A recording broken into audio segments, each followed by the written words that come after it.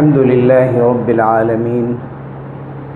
والصلاة والسلام على سيد الأنبياء والمرسلين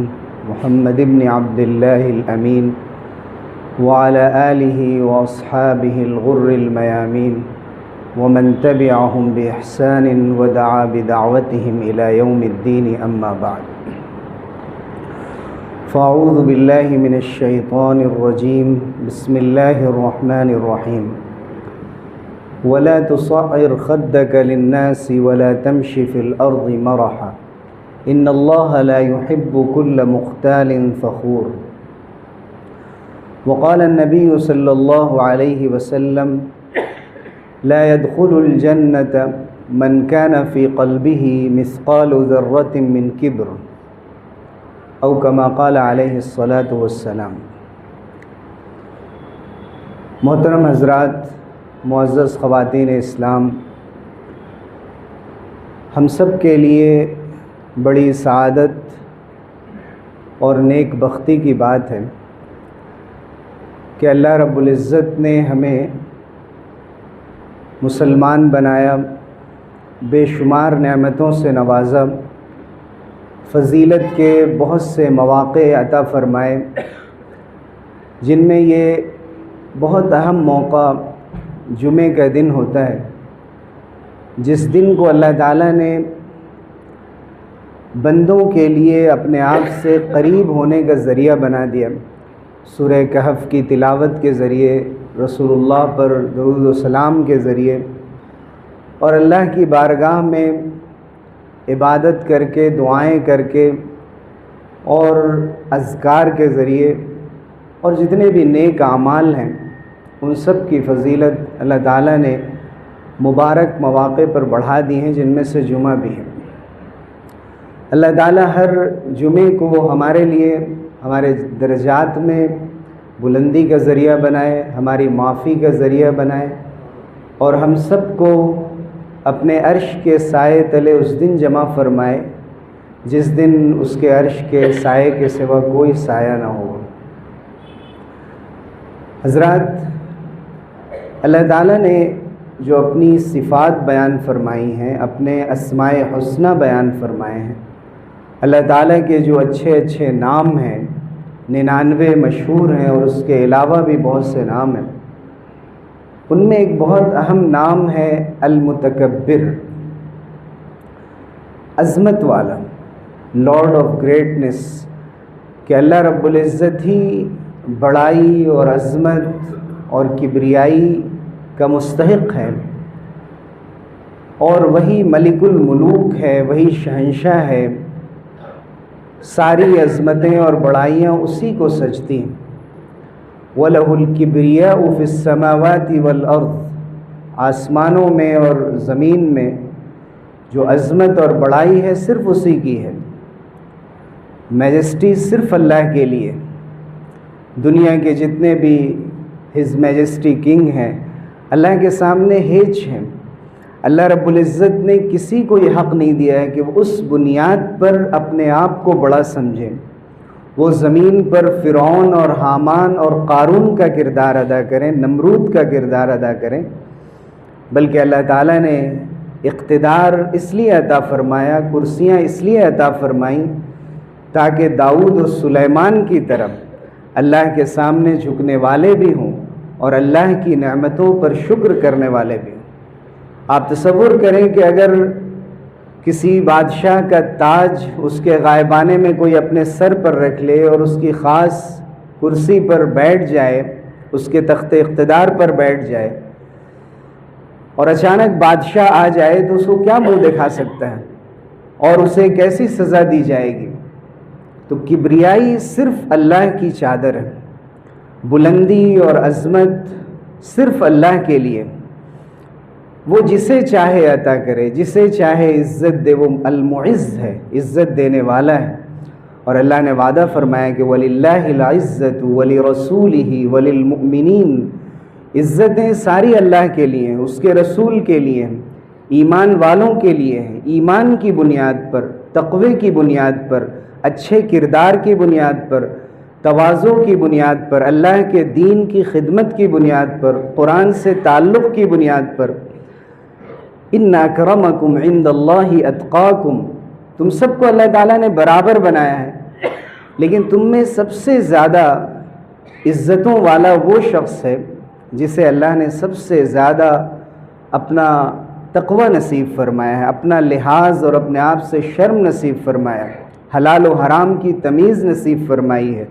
دنیا کی طمع اور بیجا خواہشات سے اس کو محفوظ کر دیا ہے، یا اس کے دل میں کم کر دیا ہے، آخرت کی طلب، اس کی فکر، اللہ کے سامنے جواب دہی کا احساس، حاضری کا احساس، اس کے اندر ایک احساس ذمہ داری پیدا کر دیتا ہے، اسے دوبارہ کھڑا کر دیتا ہے، اس کی غلطیوں کی اصلاح کرتا ہے، معافی مانگنے میں اسے شرم نہیں آتی، اور وہ آسانی سے اگر ایک بات غلط ہو گئی ہے اور ثابت ہو جائے کہ یہ بات غلط ہے تو اسے کوئی جھجک نہیں کہ جو صحیح بات ہے، سچی بات ہے، حق بات ہے، اس کو اختیار کر لیا جائے اور اعتراف کر لیا جائے کہ مجھ سے غلطی ہوئی۔ حضور اکرم صلی اللہ علیہ وسلم نے فرمایا کہ ایسا شخص جنت میں نہیں جائے گا جس کے دل میں ذرہ برابر بھی کبر ہوگا، غرور ہوگا۔ حضور اکرم صلی اللہ علیہ وسلم نے فرمایا کہ من کان فی قلبہ مثقال ذرۃ من کبر لا يدخل الجنہ، ایسا شخص جنت میں داخل نہیں ہوگا۔ صحابہ کو جب کسی بات کی پوری سمجھ نہیں ہو پاتی تھی تو وہ ضرور حضور صلی اللہ علیہ وسلم سے وضاحت طلب کر لیتے تھے، یعنی یہ شرم علم کے معاملے میں نہیں تھی کہ اگر میں اتنی سادہ سی بات، اتنی آسان سی بات پوچھوں گا تو یہ نہ سمجھا جائے اور لوگ یہ نہ سمجھیں کہ ان کو اتنی سی بات نہیں معلوم ہے اور یہ میری شان کے خلاف ہو جائے، میری جو ایک پہچان ہے اس کے خلاف ہو جائے، بلکہ صحیح علم ہمیں حاصل ہو، صحیح معلومات حاصل ہو، اس مقصد سے وہ ہمیشہ سوال کر لیا کرتے تھے۔ تو حضور اکرم صلی اللہ علیہ وسلم کے سامنے ایک شخص نے ذکر کیا کہ اللہ کے رسول، کبر اور غرور سے آپ منع فرما رہے ہیں اور یہ جنت سے محرومی کا ذریعہ ہے اور اس سے اللہ تعالیٰ ناراض ہوتا ہے، لیکن ان الرجل يحب ان يكون ثوبه حسنا ونعله حسنة، ہر شخص چاہتا ہے کہ اس کے کپڑے اچھے سے اچھے ہوں، اس کے جوتے اچھے سے اچھے ہوں اور وہ خوشنما نظر آئے، اچھا نظر آئے، بہتر نظر آئے۔ حضور اکرم صلی اللہ علیہ وسلم نے فرمایا کہ نہیں، کبر اسے نہیں کہتے۔ اگر تکبر اور غرور سے بچتے ہوئے، کسی کے اوپر زور آوری سے بچتے ہوئے، اپنے آپ کو اونچا اور بہتر سمجھنے سے بچتے ہوئے انسان سلیقے کے ساتھ لباس پہنے، اچھے طریقے کے ساتھ لوگوں کے سامنے پیش ہو، ان سے ملنے جلنے میں جو آداب ہیں ان کا خیال رکھے، تو اسے کبر نہیں کہا جاتا ہے، اسے غرور نہیں کہا جاتا ہے۔ حضور صلی اللہ علیہ وسلم نے کبر اور غرور کی تعریف بیان فرمائی اور آپ نے فرمایا کہ الکبر بطر الحق وغمط الناس، کبر کہتے ہیں کہ حق کے سامنے اپنے آپ کو اوپر کرنے کی کوشش کرنا۔ یہ بات تو صحیح ہے لیکن میں جو کہہ رہا ہوں وہ آپ سمجھنے کی کوشش کریں، لاکھ بات سمجھا دی جائے لیکن انسان حق کو قبول کرنے کے لیے تیار نہ ہو، سچی بات کو سمجھ میں آ جانے کے باوجود اور تنہائی میں جا کر اور خود وہاں پر اس کا ضمیر اندر سے گواہی دے رہا ہے کہ تم غلط ہو، اس کے باوجود بھی وہ حق کو ٹھکرا دے، کوئی حیثیت نہیں میرے سامنے، میں اس سے بڑا ہوں۔ اور جب یہ کیا جاتا ہے تو پھر دوسری چیز بھی سامنے آتی ہے، جسے حضور نے فرمایا غمط الناس، جب آپ حق کو قبول نہیں کر رہے ہیں تو لوگوں کی ذلت کر رہے ہیں، لوگوں کو ادنا کمتر سمجھ رہے ہیں اور یہ سمجھ رہے ہیں کہ ان کی کیا مجال ہے اور ان کی کیا اوقات ہے کہ مجھے یہ بتا سکیں، آپ مجھے بتائیں گے۔ یہ ایٹیٹیوڈ ہوتا ہے، بولنے کا یہ طریقہ ہوتا ہے کہ انسان یہ کہہ دیتا ہے کہ آپ مجھے سمجھائیں گے، میں نے اتنے سال یہ کام کیے، میں نے اتنے سال علم حاصل کیا، مجھے بزنس آپ سمجھائیں گے، مجھے دین کا علم آپ سمجھائیں گے، میں نے 8-9 سال مدرسے میں پڑھا، میں مفتی ہوں، میں قاضی ہوں، میں نے دعوت کا کام 30-40 سال اپنی زندگی کے اس میں لگائے ہیں، میرا ایکسپیرینس، میری سمجھ، میں اتنے لوگوں کے ساتھ جڑا ہوا ہوں، میں نے اتنے لوگوں کو تیار کر دیا، ٹرین کر دیا، آپ کی کیا مجال ہے کہ مجھے سمجھائیں؟ جب یہ طرز ہوتا ہے تو ایک شوہر کی حیثیت سے گھر میں سچی بات ایک بیوی کی طرف سے آئے،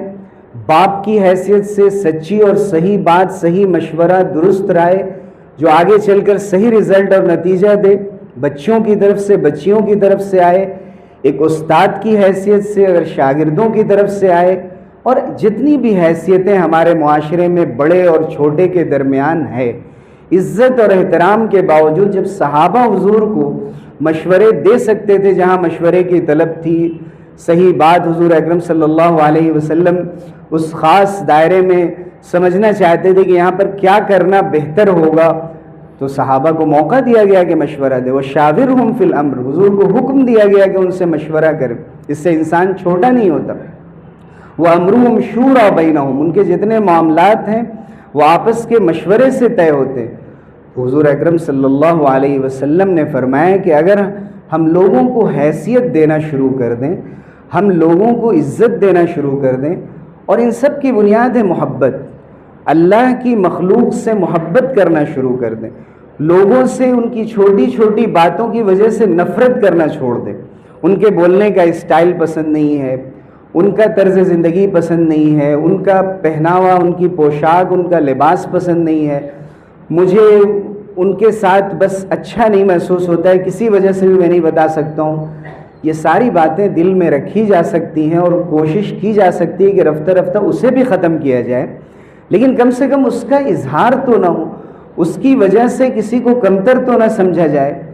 اور یہ کہہ دیا جاتا ہے کہ آپ کہاں سے تعلق رکھتے ہیں اور کس ادارے سے آپ نے پڑھا ہے، بڑی یونیورسٹی سے کس نے پڑھا اور کسی کالج سے کس نے پڑھا، اور کس علاقے کا کون ہے، اور کس برادری اور خاندان سے کون آتا ہے، اللہ کی نگاہ میں ان چیزوں کی کوئی حیثیت نہیں۔ حضرت عمر ابن خطاب رضی اللہ عنہ نے ایک جملے میں یہ بات سمجھا دی، انہوں نے فرمایا کہ سیدنا ابو بکر اعتق سیدنا بلال، ہمارے سردار ابو بکر نے ہمارے سردار بلال حبشی کو آزاد کیا، یعنی حضرت بلال غلام تھے، بلال حبشی حضرت ابوبکر صدیق رضی اللہ عنہ کو آزاد کیے، دونوں کے لیے حضرت عمر رضی اللہ عنہ نے احترام کے ساتھ سیدنا فرمایا کہ انسان کی حیثیت، اس کے علم، اس کے تقوی، اس کی ایمانداری، اس کی دین کی صحیح سمجھ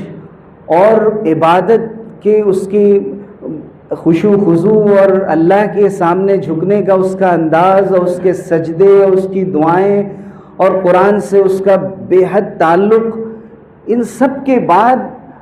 ہمارے لباس کی اور ہمارے کپڑوں کی اور ہمارے آئی فون کی اور ہماری گاڑیوں کی کیا حیثیت رہتی ہے اللہ کی نگاہ میں؟ اگر ان چیزوں کے ساتھ اللہ نے یہ بھی دے دیا ہو تو نور علی نور، بہت بڑی بات۔ وقلیل ما ہم، بہت کم ایسے لوگ ہیں جن کو یہ دونوں باتیں نصیب ہو جائیں، اللہ کے بڑے صاحب توفیق لوگ ہیں، اور ہیں ایسے لوگ کہ اپنی عظمت اور اپنی بلندی کے باوجود وہ اپنے نوکروں کے ساتھ کھانا بھی کھا لیتے ہیں، اگر ٹریفک بہت ہے تو اپنے ڈرائیور کی گاڑی ڈرائیو کر کے چلے جاتے ہیں، ان کے پیچھے بیٹھ جاتے ہیں،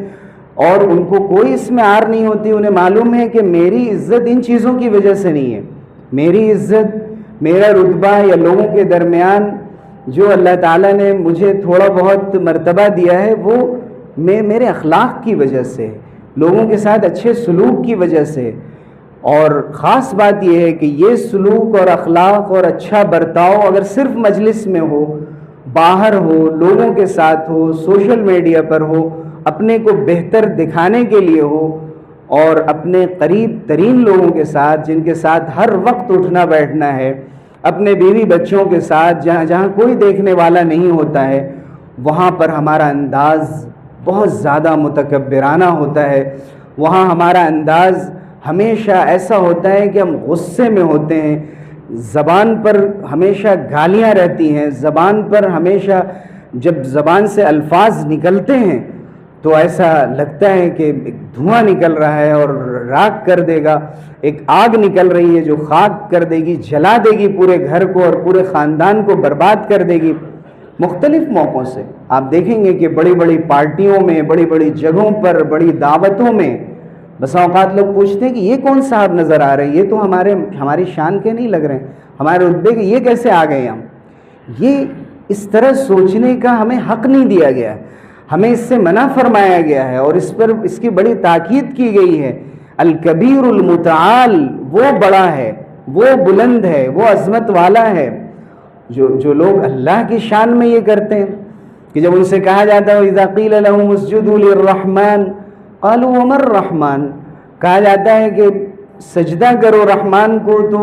بڑے غرور میں کہتے ہیں یہ رحمان کون ہے؟ جیسے فرعون نے کہا حضرت موسیٰ نے جب رب العالمین کہا تو وَمَا رب العالمین، رب العالمین کون ہے، میں تو نہیں پہچانتا ہوں۔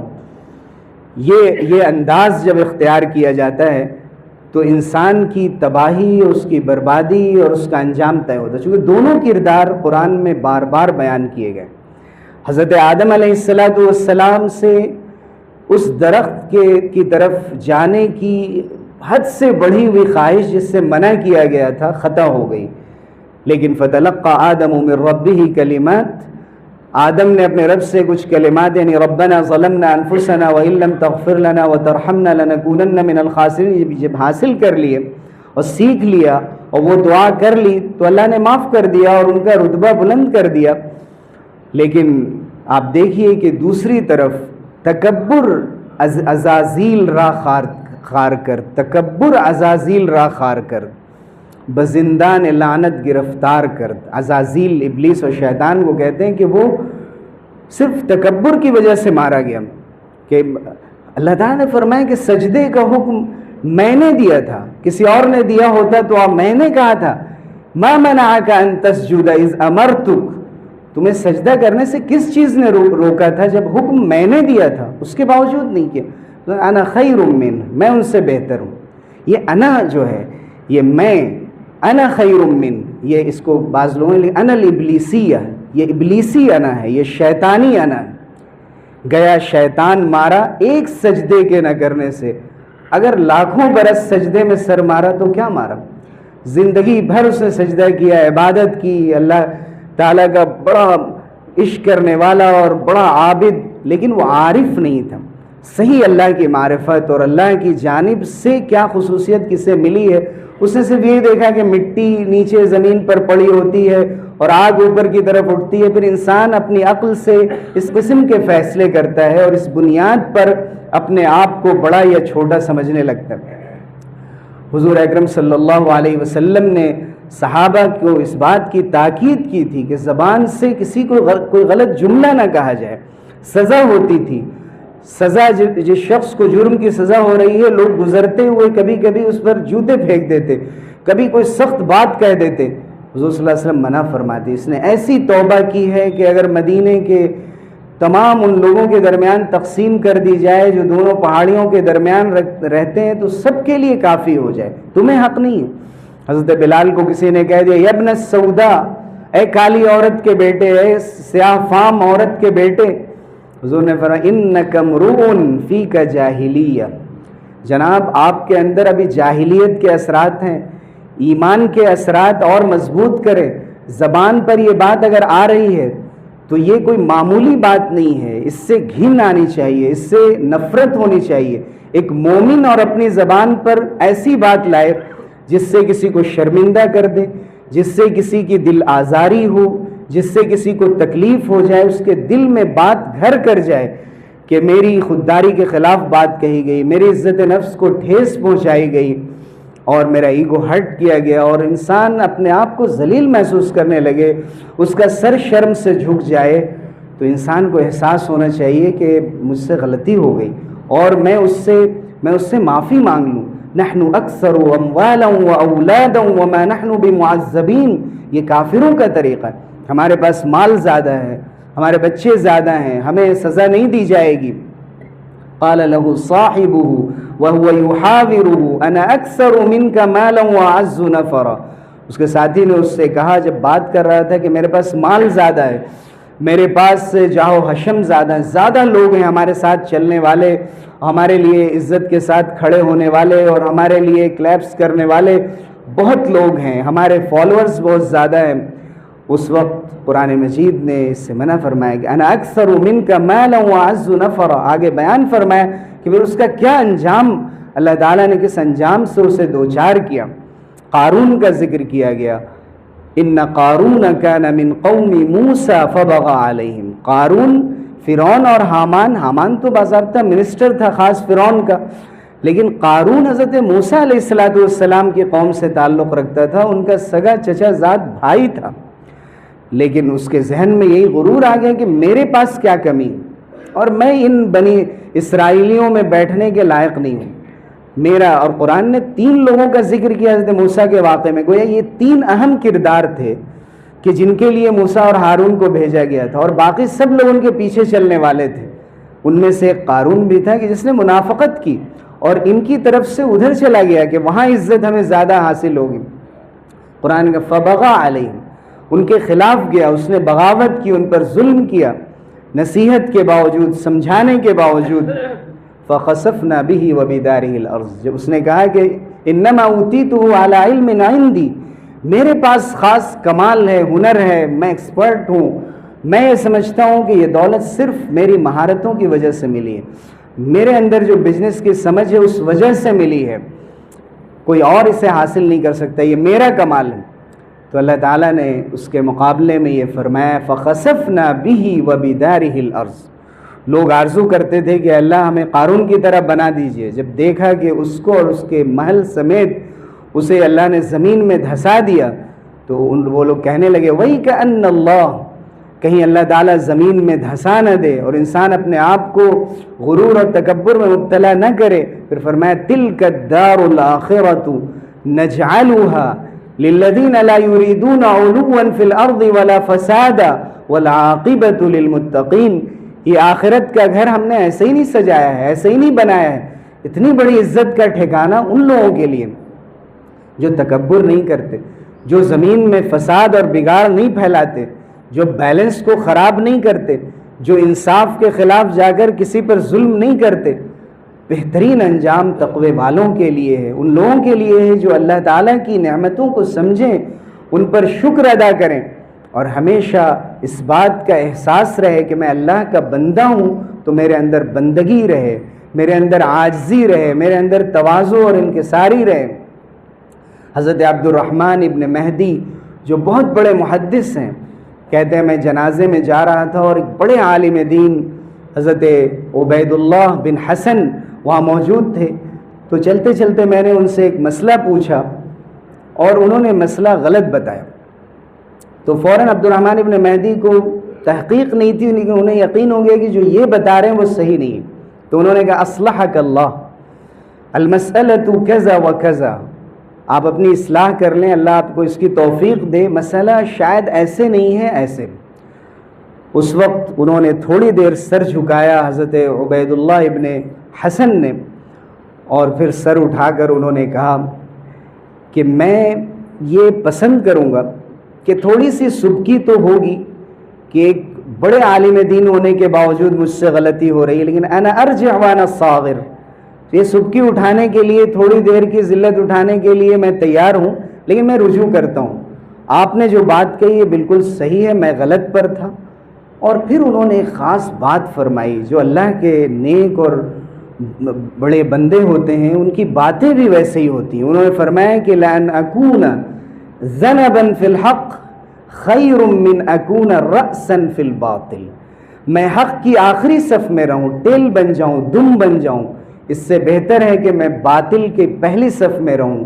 اور میں ہیڈ بن کر رہوں اور مجھے سب سے زیادہ عزت نصیب ہو. لیکن جو صحیح بات ہے اس میں آپ مجھ سے آگے، میں آپ کے پیچھے چلنے کو تیار ہوں، لیکن میں اپنی الگ پارٹی بنا لوں صرف اس لیے کہ مجھے یہاں سرداری حاصل ہے اور میں غلط بات کو اصرار کے ساتھ کہوں کہ میں جو کہہ رہا ہوں یہی صحیح ہے. ایسے ہی حضرت عمر ابن خطاب رضی اللہ عنہ نے قاضیوں کو جو خطوط روانہ کی، اس میں ایک اہم خط حضرت ابو موسیٰ اشعری رضی اللہ عنہ کو انہوں نے لکھا تھا، جو یمن کے قاضی تھے. اسلام کا جو جوڈیشری سسٹم ہے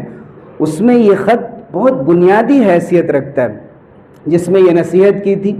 کہ کبھی اگر تم سے فیصلہ کرنے میں غلطی ہو جائے تم نے جو ورڈکٹ دیا بعد میں یہ احساس ہوا کہ ہماری تحقیق کے مطابق یہ بات صحیح نہیں تھی، فوراً تم رجوع کرو،